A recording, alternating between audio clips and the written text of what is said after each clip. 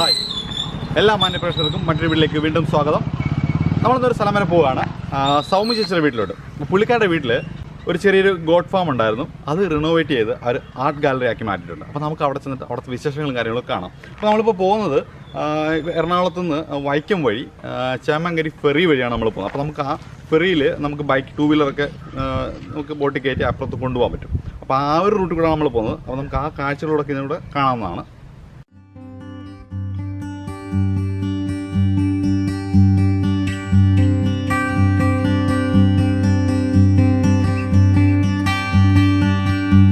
ഇത് കക്ക വേവിക്കുകയാണ്, കക്ക ഇറച്ചെടുക്കാൻ വേണ്ടിയിട്ട്.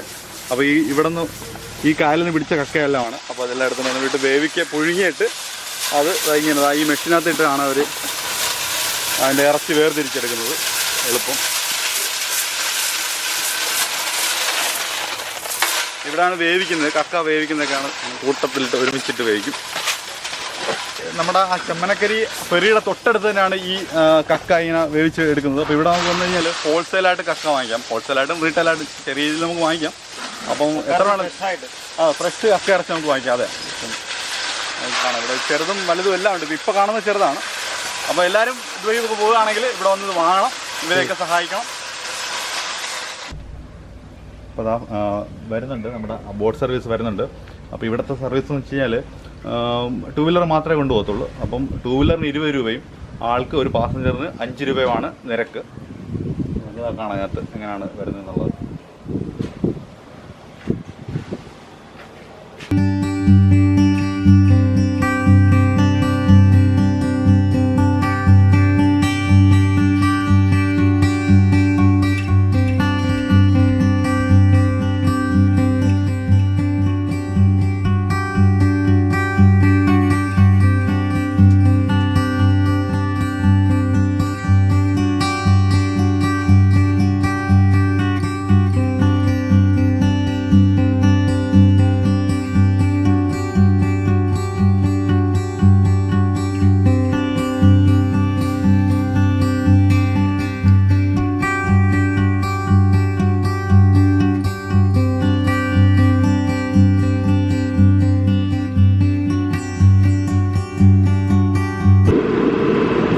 ആക്ച്വലി ഇങ്ങനെയുള്ള സേവനങ്ങളൊക്കെ യൂസ് ചെയ്യണം. അപ്പം നമുക്ക് കുറച്ച് ടൈം പോകും. ടൈമുള്ള സമയത്തൊക്കെ ആണെങ്കിൽ ഇതുപോലുള്ള ഫെറി സർവീസ് യൂസ് ചെയ്യുമ്പോൾ നമുക്ക് നമ്മുടെ നാട്ടിലെ ഇപ്പോൾ ഈ പറഞ്ഞ ചെമ്മനക്കരി ആയാലും അപ്പുറത്ത് മണപ്പുറമായാലും അവിടുത്തെ ആ ഭംഗി ആസ്വദിക്കാം. ഈ കായലിൻ്റെ വേമ്പനാട്ട് കായലിൻ്റെയൊക്കെ ആ ഒരു ഭംഗിയൊക്കെ നമുക്ക് ആസ്വദിക്കാൻ പറ്റും.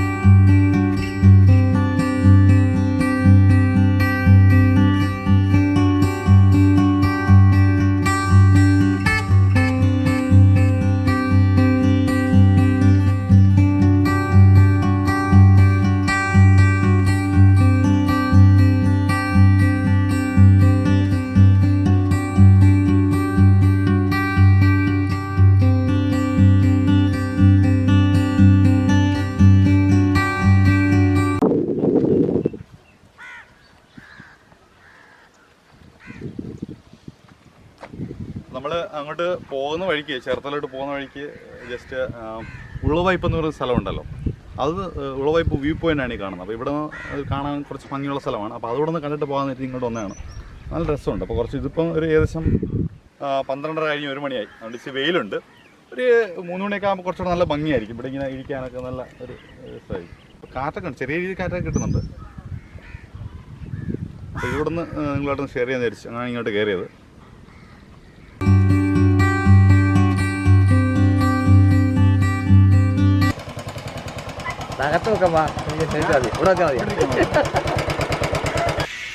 അങ്ങനെ നമ്മൾ നമ്മുടെ ഡെസ്റ്റിനേഷനായ സൗമ്യ ചേച്ചിയുടെ വീട്ടിലെത്തിയിരിക്കുകയാണ്. നമ്മൾ കുറേയൊക്കെ ഇറങ്ങിയെങ്കിലും അവസാനം നമ്മൾ ഡെസ്റ്റിനേഷനിലെത്തിയിരിക്കുകയാണ്. അപ്പോൾ നമുക്ക് എന്തായാലും കാര്യങ്ങൾ, ഇവിടുത്തെ ആർട്ട് ഗാലറിയും കാര്യങ്ങളൊക്കെ കാണുന്നതിന് മുമ്പ് ജസ്റ്റ് നമുക്കൊരു വിവരണം തരാനായിട്ട് സൗമ്യ ചേച്ചി നമുക്ക് വെൽക്കം ചെയ്യാം. സൗമ്യ ചേച്ചി അല്ലേ?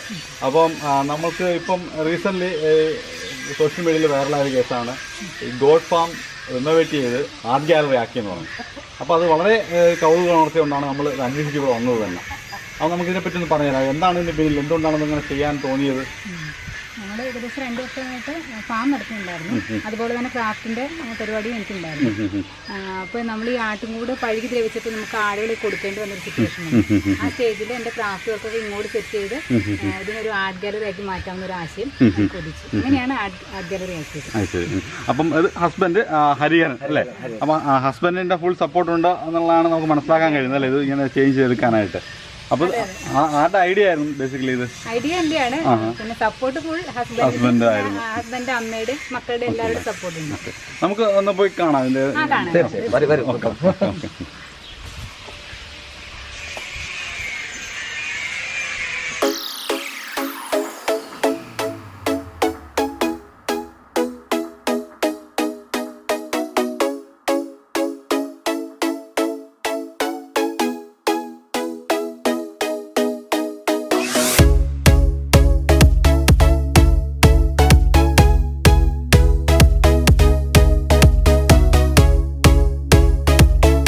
അപ്പോൾ നമുക്ക് ഈ ചെയ്തിരിക്കുന്ന കാര്യങ്ങളെ പറ്റി ഒന്ന് പറഞ്ഞുതരോ? എങ്ങനെയാണ് ഓരോന്ന് ചെയ്തിരിക്കുന്നത്, എന്തൊക്കെയാണ് ഇതൊക്കെ ഒന്ന് എക്സ്പ്ലെയിൻ ചെയ്ത് തരാൻ മതി. ഇതിപ്പോൾ ഞാൻ പുതിയതായിട്ട് ചെയ്തുകൊണ്ടിരിക്കുന്ന നെറ്റിപ്പട്ടത്തിൻ്റെ വർക്കിൻ്റെ ഞാനത് ഓർഡർ എനിക്ക് കിട്ടിയിട്ട് അത് ചെയ്തുകൊണ്ടിരിക്കുകയായിരുന്നു. ഇത് നമുക്ക് ജസ്റ്റ് ഒരു വീട്ടിൽ വെക്കാവുന്നുള്ളത്, യഥാർത്ഥ ആനയ്ക്ക് ഉപയോഗിക്കാൻ പറ്റില്ലല്ലോ അല്ലേ? നമുക്ക് അലങ്കാരത്തിന് വേണ്ടി മാത്രമാണ്. വേണേ ഒരു കുട്ടി ആനയ്ക്ക് യൂസ് ചെയ്യാൻ പറ്റുമല്ലോ. ആ ഒരു ഓരോ അടി അനുസരിച്ചിട്ടാണ് ഇതിന്റെ കണക്ക്. സൈസ് കൂടുന്നതനുസരിച്ച് വലിപ്പവും കൂടും, റേറ്റും കൂടും. അപ്പൊ ഇതിനൊക്കെ എത്രയാണ് റേറ്റ്? ഇപ്പൊ ഇതുപോലെയുള്ള ഒരു നമ്മൾ ഒരു 2 ഫീറ്റ് ആ റേഞ്ചിൽ വരുമ്പോൾ 2500 ആ റേറ്റിലായിരിക്കും വരുന്നത്. പലരും പല രീതിയിലാണ് ചെയ്യുന്നത്. അതുപോലെ റേറ്റും അവരുടെ ഇഷ്ടത്തിനനുസരിച്ചായിരിക്കും. ഇതെല്ലാം ഒന്ന് പറഞ്ഞുതരാം എന്തൊക്കെയാണോ വരുന്നത്.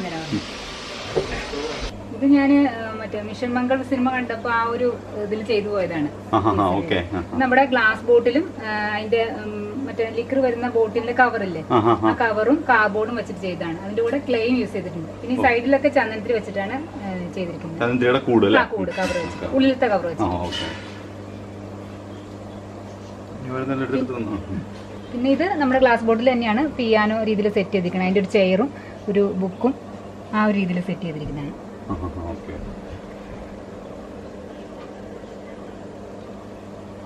ഇത് കുഞ്ഞുങ്ങൾക്കൊക്കെ പഠിക്കാൻ വേണ്ടിട്ട് ഞാൻ മറ്റേ നമ്മുടെ ഇഗ്ലൂ ഇല്ലേ, അത് ആ മോഡലിലെ ചിരട്ട കൊണ്ട് ചെയ്താണ്. പെൻഗിന് ഇത് ബൾബാണ് കേട്ടോ, പെൻഗിൻ വെച്ചിരിക്കുന്നത്.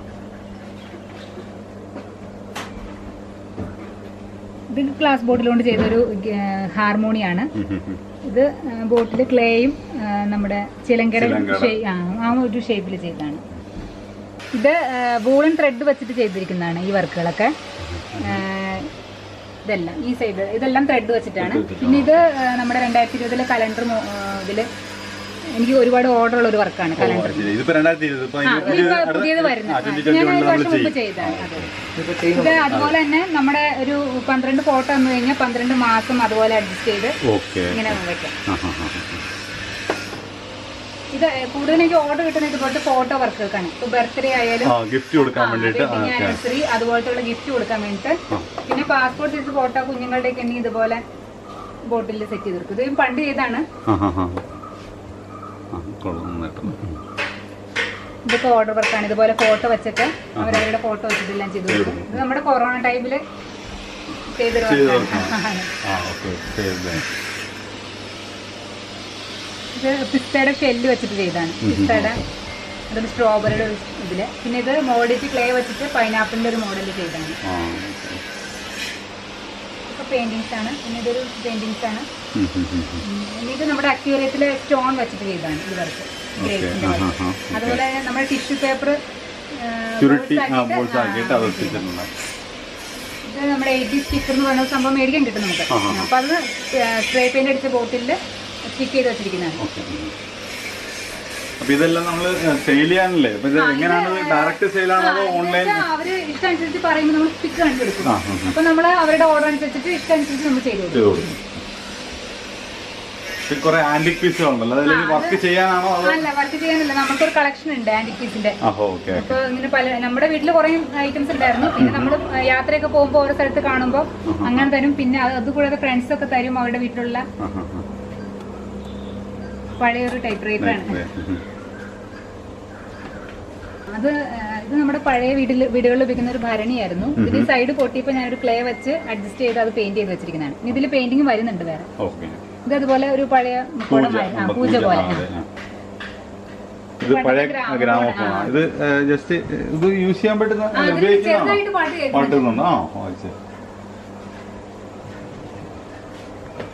പെയിന്റ് ചെയ്ത ബോട്ടിൽസ് ആണ്. പിന്നെ ഇത് നമ്മുടെ ചിരട്ടയില്ലേ, ചിരട്ട കൊണ്ട് ചെയ്തിട്ടുള്ള ഒരു വർക്കാണ്. ഇതിപ്പോ ഞാൻ ജസ്റ്റ് മുകളിൽ പേപ്പറാണ് വെച്ചിരിക്കുന്നത്. അത് നമുക്ക് ക്ലേ വെച്ചിട്ട് ചെയ്യാം. അപ്പൊ കുറച്ചുകൂടി ഹാർഡായിട്ട്. ഇത് ചിരട്ട കൊണ്ടും PVC പൈപ്പ് കൊണ്ടുള്ള വീണയാണ്. ക്ലേ ഉണ്ട്. ഇത് നമ്മുടെ ഫ്യൂസായ ബൾബ് ഉപയോഗിച്ചിട്ട് ചെയ്തിരിക്കുന്നതാണ്. അത് ബൾബാണ് ഉള്ളില്, പിന്നെ പുറത്ത് പഞ്ഞി. അതുപോലെ ഇതൊക്കെ ചിരട്ട വെച്ചിട്ടുള്ള വർക്കുകളാണ്. ഇത് നമ്മുടെ ഐസ്ക്രീമിന്റെ ബോട്ടിലാണ്.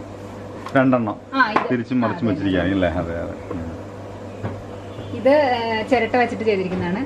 ഇത് രണ്ടും തണ്ണിമത്തന്റെ ആ ഒരു ഇതിൽ നമ്മുടെ ന്യൂസ് പേപ്പർ വെച്ചാണ് ചെയ്തിരിക്കുന്നത്. ഈ ഡോളും അത് അതുപോലെ പേപ്പർ വെച്ചിട്ട് ചെയ്തിരിക്കുന്നതാണ്. ഈ മുത്തുക്കുട ചിരട്ടയാണ് ഉപയോഗിച്ചിരിക്കുന്നത്. ഇവിടെ ആന ക്ലേ ആണ്. നമ്മുടെ ഫ്യൂസായ ഇതുപോലത്തെ ബൾബ് വെച്ചിട്ടാണ് ചെയ്തിരിക്കുന്നത്. ഇത് ഗണപതി. അപ്പൊ ബൾബിനകത്ത് ക്ലേ വെച്ചിട്ട് ചെയ്യുന്നല്ലേ? അത് വളരെ നന്നായിട്ടുണ്ട്. അപ്പൊ ഇത് റേറ്റ്? അതെ, ഇതൊക്കെ എങ്ങനെ റേറ്റ്? ഇത് 500 ആ റേഞ്ചിൽ വരും. ഇത് മഹാബലിയും ബൾബ് വെച്ചിട്ടാണ്.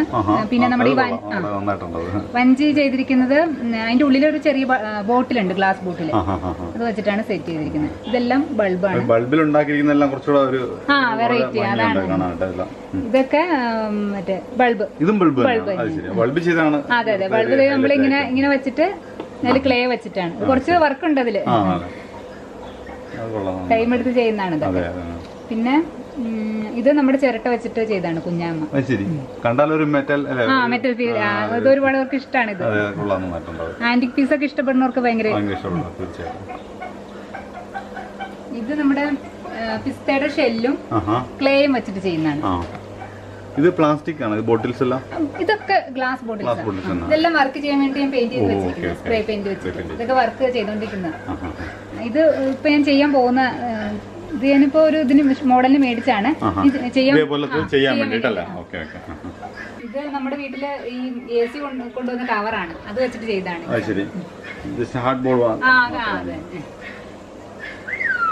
അതുപോലെ തന്നെ പഴയ ട്യൂബ്ലൈറ്റ് കൊണ്ട് ചെയ്താണ്. എല്ലാവരും ട്യൂബ്ലൈറ്റ് ഒക്കെ വലിച്ചെറിഞ്ഞ് കളയാണ്. ഇത് അതുപോലെ നമ്മുടെ കേക്ക് കൊണ്ടുവരുന്ന കേക്കിന്റെ വെച്ച് ചെയ്യുന്നത്. ഇതിപ്പോ ഓർഡർ ഉണ്ട് അതിന് കേട്ടോ. അതില് നമ്മള് ഇതുപോലെ ഇതിന്റെ സെന്ററിൽ ഫോട്ടോ വെച്ചിട്ട് ഈ ബർത്ത്ഡേക്കും വെഡിങ് ആനിവേഴ്സറിക്കും ഗിഫ്റ്റ് കൊടുക്കാനായിട്ട്.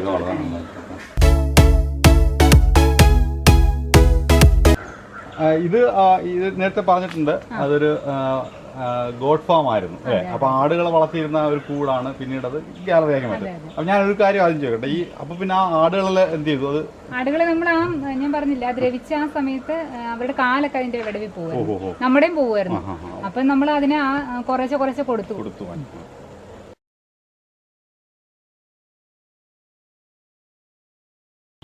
അപ്പൊ ഈ ആർട്ട് ഗാലറി കൂടാതെ നമുക്ക് വേറെ എന്തൊക്കെയാണ് ഇവിടെ ഉള്ളത്? ഈ കാണാൻ കഴിയും പശുക്കള്, കുറെ പക്ഷികൾ കാണുന്നുണ്ട്. വേറെ എന്തൊക്കെയാണ് ഇവിടെ ഡീറ്റെയിൽ ആയിട്ടുള്ളത്? പിന്നെ അതുപോലെ തന്നെ ഫ്യൂച്ചർ പ്ലാനുകളൊക്കെ എന്താണ്? ഇത് ഞങ്ങൾക്ക് 4 വർഷത്തോളം മുമ്പ് തൊട്ടുണ്ടായിരുന്നു.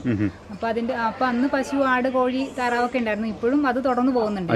അപ്പൊ ഞങ്ങൾക്ക് മറ്റേ വളർത്ത് പക്ഷികളുടെയും അലങ്കാര മത്സ്യങ്ങളുടെയും പിന്നെ കോഴി, താറാവ് അവരുടെയൊക്കെ ഒരു ചെറിയ കളക്ഷനും കൂടിയുണ്ട്. അതെല്ലാം ഒന്ന് കാണിച്ചു തരാം.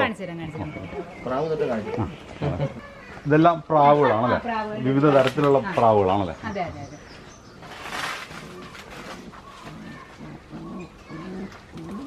ഇതെല്ലാം നമ്മൾ സെയിൽ ചെയ്യാൻ തന്നെയല്ലേ? എന്റെ കുഞ്ഞുങ്ങളെ സെയിൽ ചെയ്യാൻ വേണ്ടിയിട്ടാണ് ഇട്ടിരിക്കണം. അപ്പോൾ ഞങ്ങൾക്ക് നേരത്തെ ഒരു 10-13 പശുക്കളുണ്ടായിരുന്നു. ഈ ലോക്ക്ഡൌണിന്റെ സമയത്ത് നമ്മുടെ പണിക്കാരുടെ ലഭ്യത കൊണ്ട് നമുക്ക് ആ കുറച്ച് പശുക്കളെ നമുക്ക് കുറയ്ക്കേണ്ടി വന്നു. അപ്പം നമുക്ക് നിലവിൽ 4 എണ്ണമാണ് പശുക്കളുള്ളത്. ഇപ്പൊ 4 പശുക്കളുണ്ടല്ലേ? ഇത് നമ്മുടെ ഗുജറാത്തിൽ നിന്നുള്ള ഗിർ പശുവാണ്. അതിനപ്പുറത്ത് വെച്ചൂരിന്റെ ക്രോസ്, പിന്നെ ഇത് നമ്മുടെ ജേഴ്സി പശുക്കളാണല്ല. ഇന്ന് ഗുജറാത്തിൽ നിന്ന് എന്നെ കൊണ്ടുവന്നതാണ് നമ്മളിത്.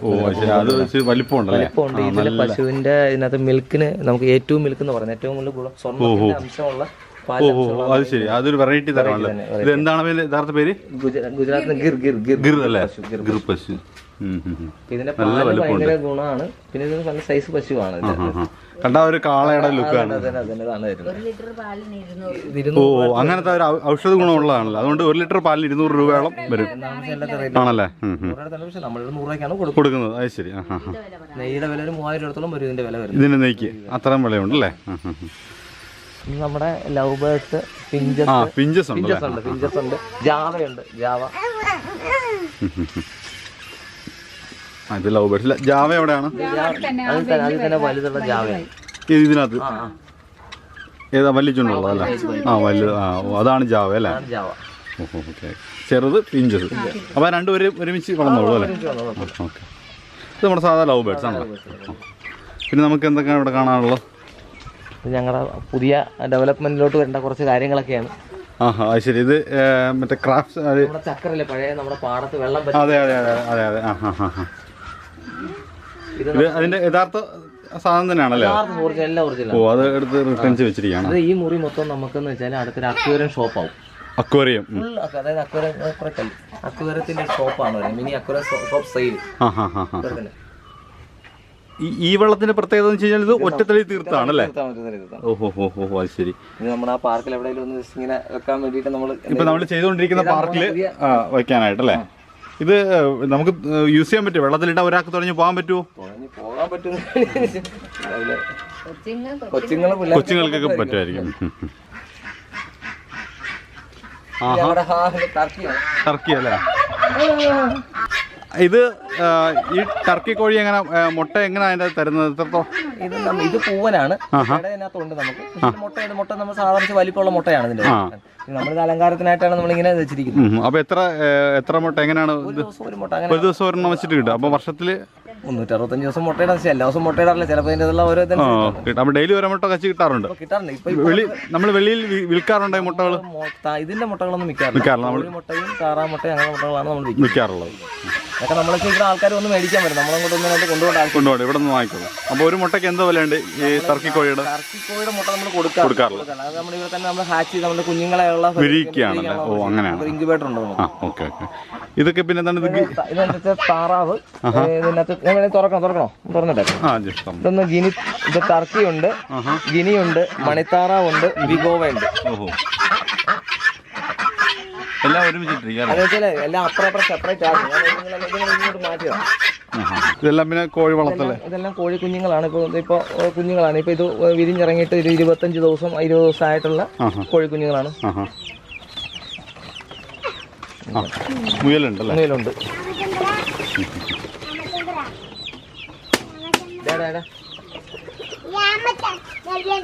ഇതൊക്കെ ഏത് തരം കോഴികളാണ്? ഇതെല്ലാം നാടൻ കോഴികൾ. നമ്മൾ അടയുന്ന നാടൻ കോഴികളുടെ ഓരോ വെറൈറ്റി ഉണ്ട്. ഇത് കാപ്പിരി കോഴി, നെക്ക്.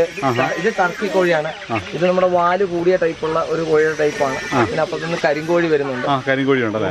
ഈ കരിങ്കോഴിയുടെ മുട്ട കറുത്തിരിക്കുകയാണ്? കരിങ്കോഴി മുട്ട കറുത്തല്ല, ഒരു പ്രത്യേക എന്താ പറയാ, ഒരു ചുമപ്പാണ്. അതിന്റെ മുട്ടയ്ക്ക് വില കൂടുതലാണ്, അതിന് ഔഷധ ഗുണം കൂടുതലാണ്. ശരി. ഇതിന്റെ കരിങ്കോഴിയുടെ പൂവനാണ്. ഇത് അതിന്റെ പൂവൻ തന്നെയാണ്. അത് രണ്ട് മറ്റേ വർണ്ണ കോഴികളിലെ വൈറ്റ് ആണ്. വേറെ കുറച്ച് വെറൈറ്റി ഉണ്ടായിരുന്നു. നമ്മുടെ ബുദ്ധിമോശം എന്താ പറയാ, നമ്മുടെ സിൽക്കിയൊക്കെ നമുക്ക് നഷ്ടപ്പെട്ടു. നമ്മുടെ താമരയുടെ ഒരു ചെറിയ കളക്ഷനാണ് നമുക്ക്. താമര എങ്ങനെ?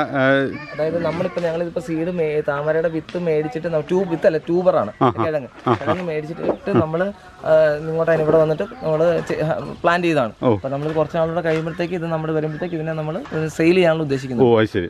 താമരയുണ്ട്, ആമ്പലുണ്ട്, അങ്ങനെയെല്ലാം ഇങ്ങനെയാണ് അതിന്റെ വരുന്നത്.